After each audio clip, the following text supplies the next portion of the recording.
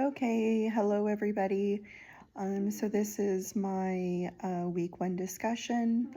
I will be reflecting on my personal ethical compass, the role of professional frameworks, and how the two, I believe, come together in practice. So number one, my ethical compass. A situation that stands out for me was a time in my work when um, I had to make an input on a difficult decision that involved child placement, which happens often in hours. But it doesn't feel like it happens very often where I feel like there are strong competing concerns. On one hand, wanting to maintain stability for the child. And then on the other hand, recognizing that there are potential risks of where the children are currently placed in their current environment. So emotionally, it was very heavy for me. I really take the children that I deal with very personally. A lot of them are, community members here to our tribe. Some of them I'm related to. Some of them, I know on a personal level. So I remember in this particular instance, I was feeling torn. I was feeling a little bit anxious. And I was very aware that whatever decision I made would be directly impacting this child's life.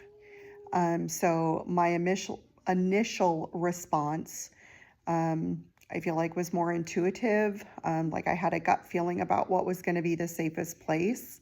But I also felt the weight of needing to justify the decision just beyond what my instinct was telling me. So I found myself slowing down, moving from an emotional reaction, trying to be focused in more of a deliberate process.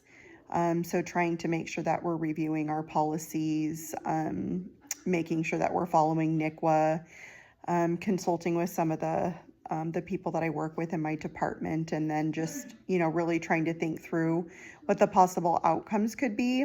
And so I feel like I made a shift from what do I feel like is right versus what can I ethically and professionally support as the best decision for this child. So number two, the professional framework. So from the readings in the ethics desk reference in the American Counseling Association ethical standards, I see that the structured ethical decision-making models serve a much deeper purpose than just helping us make the right choice. And so by referring to these models, I think that it provides consistency, accountability, and transparency.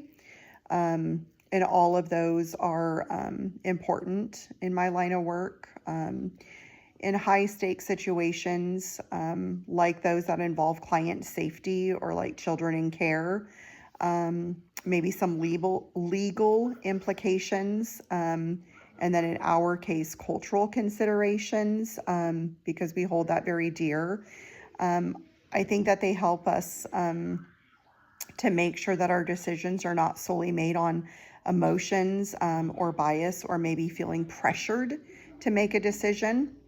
And then three, synthesizing the personal and professional. So if you look back at my experience, I think that if I were to have used a formal ethical decision-making model, it would have added some clarity and some confidence to my process. And so in the end, while I did try to move towards a more logical approach, it definitely wasn't as structured as it could have been. And so a formal model would have helped me like systematically evaluate the situation, consider some ethical principles, and then help me to clearly document my reasoning. So I think that the real value comes from when you're merging your self-awareness with the professional framework. And so overall, I feel like the reflection helped me to realize that ethical competence isn't just about knowledge, but it's about intention, some thoughtful decision making, and then integrating both who we are and what our profession requires of us. So thank you. And I look forward to learning along everybody for the next 6 weeks.